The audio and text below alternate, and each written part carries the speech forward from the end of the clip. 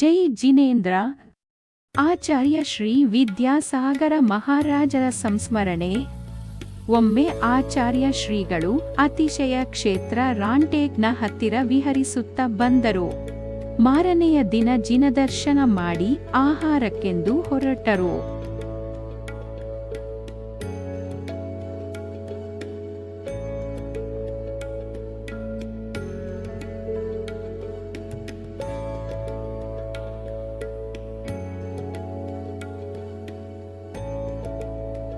ಅಂದು ಬಹಳಷ್ಟು ಮಂದಿ ಶ್ರಾವಕರು ಆಚಾರ್ಯ ಶ್ರೀಗಳಿಗೆ ಆಹಾರ ಕೊಡಬೇಕೆಂದು ಉತ್ಸಾಹದಿಂದ ಚೌಕಗಳನ್ನು ಅಣಿ ಮಾಡಿ ಶ್ರೀಗಳ ಪಡಗಾಹನಕ್ಕೆ ಕಾಯುತ್ತಿದ್ದರು.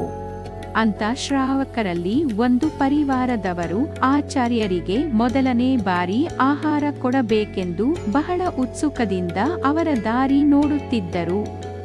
ಅವರ ಸೌಭಾಗ್ಯದಿಂದ ಆಚಾರ್ಯ ಶ್ರೀಗಳು ಈ ಶ್ರಾವಕರ ಚೌಕಕ್ಕೆ ಬಂದು ವಿಧಿಪೂರ್ವಕ ನಿಂತರು. ಇದನ್ನು ಕಂಡು ಆ ಶ್ರಾವಕರ ಮನೆಯವರಿಗೆಲ್ಲ ಪರಮಾನಂದವಾಯಿತು. ಇನ್ನೇನು ಆಹಾರ ಶುರುವಾಗಿ ಎಲ್ಲವೂ ಸರಿಯಾಗಿ ನಡೆಯುತ್ತಿರುವಾಗ ಅಕಸ್ಮಾತ್ತಾಗಿ ಆಚಾರ್ಯ ಶ್ರೀಗಳು ತಮ್ಮ ಅಂಜಲಿಯನ್ನು ಬಿಟ್ಟುಬಿಟ್ಟರು. ಕೇವಲ 7 ನಿಮಿಷಗಳಲ್ಲಿ ಮತ್ತು ಆಹಾರವು ಇಲ್ಲಿಗೆ ಮುಕ್ತಾಯವಾಯಿತು.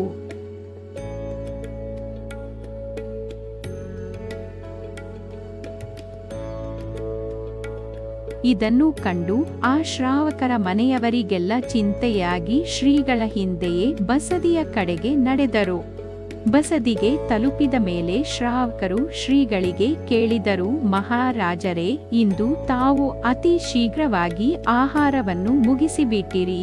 ನಮ್ಮಿಂದ ಏನಾದರೂ ಲೋಪವಾಯಿತೇ?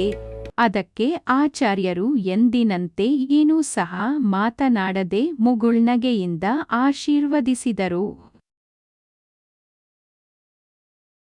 ಅಷ್ಟರಲ್ಲೇ ಈ ಶ್ರಾವಕರ ನೆರೆಹೊರೆಯವರು ಬಸದಿಗೆ ತಲುಪಿ, ನಿಮ್ಮ ಮನೆಯ ಮಾಳಿಗೆ ಈಗಷ್ಟೇ ಕುಸಿದು ಬಿದ್ದಿದೆ ಎಂದು ವಿಷಯ ತಿಳಿಸಿದರು.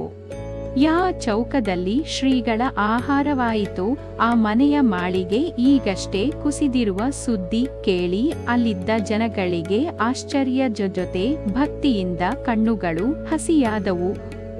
ಈ ಘಟನೆಯಿಂದ ಯಾರೊಬ್ಬರಿಗೂ ಏನೂ ಸಹ ಪೆಟ್ಟಾಗಲಿಲ್ಲ, ಏಕೆಂದರೆ ಅವರೆಲ್ಲರೂ ಶ್ರೀಗಳ ಹಿಂದೆ ಬಸದಿಗೆ ಬಂದಿದ್ದರು.